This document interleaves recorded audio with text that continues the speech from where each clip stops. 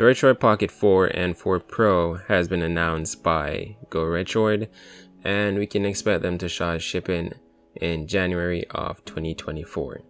Now, these are pretty powerful handhelds from Go Retroid, and they're kicking off the new year, on a good feed. Now, these devices are aimed to compete with the likes of the AYN Odin or Odin 2 and the Aya Neo Pocket Air.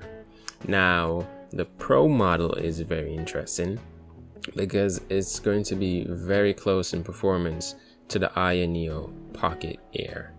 The AYN Odin 2 will still outperform it, but for $199, it's not a bad buy. And I definitely would recommend it based on what I'm seeing so far. Now, the design is very similar to the Retroid Pocket 3 and 3 Plus. However, a few things has changed. We now have newer CPUs, which is the Dimensity 900 that is going in the regular Retroid Pocket 4 and the Dimensity 1100 chipset that is going into the Retroid Pocket 4 Pro. The regular Retroid Pocket 4 has 4 GB of RAM, and I think it starts at 64 GB. Actually starts at 128 GB of internal storage with 4 GB of RAM, and it's on Android 11. For the Pro model, it's on Android 13, still 128 GB, but it has 8 GB of RAM and that new D1100 processor. The device overall comes with a 4.7-inch IPS touchscreen, peak brightness up to 500 nits, and it has a 5000 mAh battery. Now we have analog triggers, which are pretty cool. We have some bigger analog sticks at the front. Both are at the bottom, giving you a PSP or PS Vita style layout, which a lot of persons, would prefer. Also, these sticks that we're going to have are 3D Hall sticks. The device is going to also have Bluetooth 5.2 and Wi-Fi 6.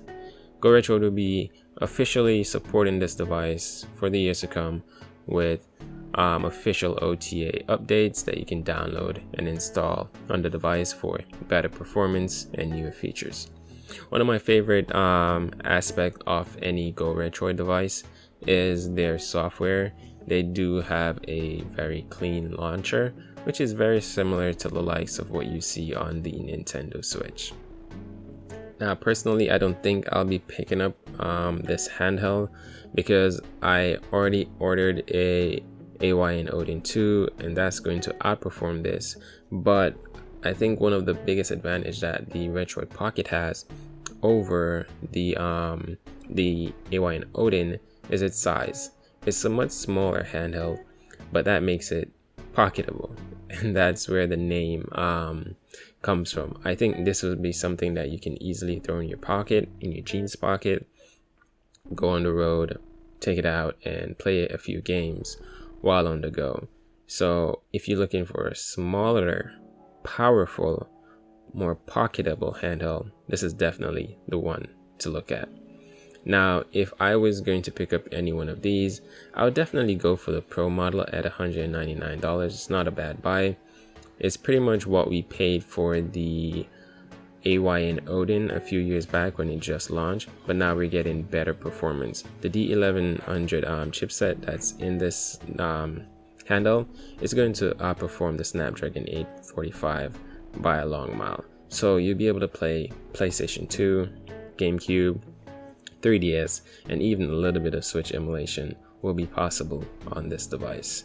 Also, you'll be able to play all your favorite Android games, take advantage of all your streaming apps such as Xbox Remote Play, PlayStation Remote Play, GeForce Now, and any other cloud streaming options that you decide to use.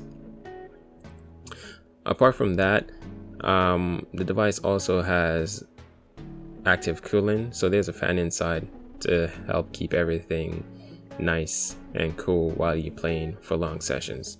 Now, with this lower resolution screen, the size of it, and the brightness that we're expecting, I would say with a 5000 mAh battery, you can expect an average battery life of about 6 hours, unlike harder to emulate stuff such as PS2, GameCube, and Switch. Well, for Switch, it'd probably be cut down to about 2 or 3 hours.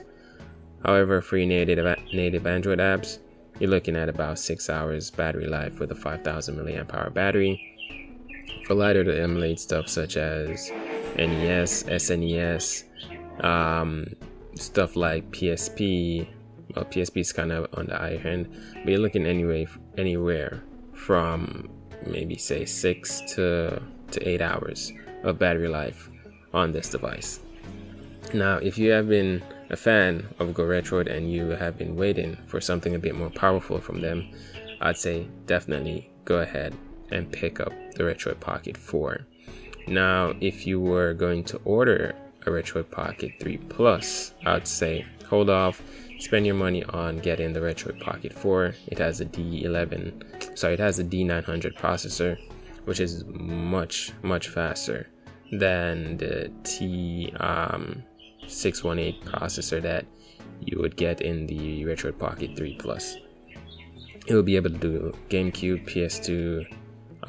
It would also be able to do Wii emulation, PSP, and you'll be able to run most of those games at native or 2 or 3x resolution, depending on the system and the game that you're playing. Now, I'll be, going over a few more things as it relates to this device once more information comes out, and I'm excited to see more reviews on it, such as from the likes of Retro Game Corps and ETA Prime. So I can't wait to see what information comes out about these devices and what the performance is going to really look like, especially on the D1100 chipset, because that one is new. Now, if you like the video, please go ahead and give it a like, share with a friend who likes tech, and until then, I'll catch you in the next one. Peace.